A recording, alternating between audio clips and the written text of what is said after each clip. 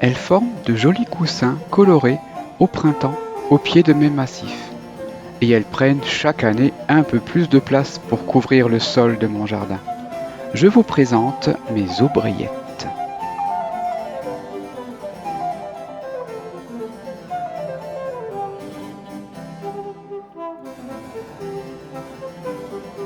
Ces petites fleurs à 4 pétales, avec un cœur blanc ou jaune, doivent leur nom au peintre et dessinateur d'histoire naturelle Claude Aubriet, né au milieu du XVIIe siècle et qui fut peintre du jardin du roi.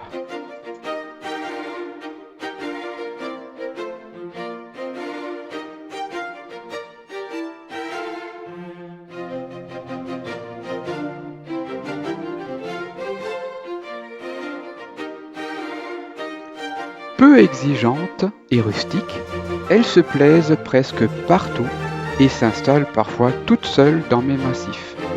Mais plus elles auront de soleil, plus elles fleuriront.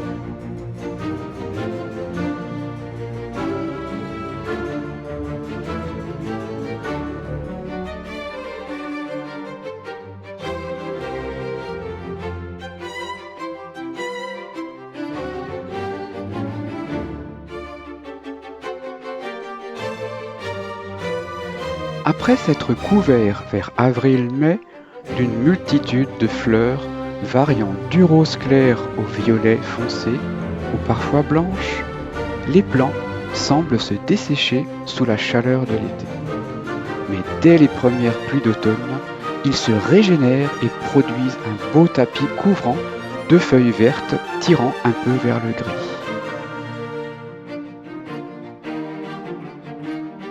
Les aubriettes sont de petites fleurs trop mignonnes. Et en plus, elles sont de plein de couleurs différentes. Et d'après une étude scientifique inexistante, plus elles sont joyeuses, plus elles sont violettes. J'aime bien m'imaginer une petite histoire pour chaque fleur. Tiens, regarde celle-ci, elle doit être très heureuse. Les aubriettes aiment bien se nicher dans les rocailles et les murets qu'elles couvrent et tapissent en peu de temps, laissant tomber leurs tiges de parfois plusieurs dizaines de centimètres.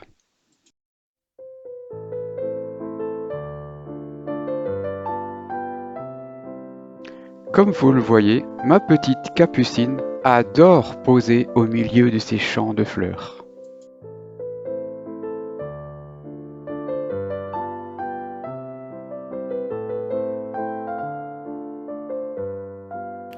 Si Claude Aubriet a donné son nom aux aubriettes, j'espère qu'un jour, Barnabé découvrira de nouvelles fleurs et qu'il les appellera les pédroètes.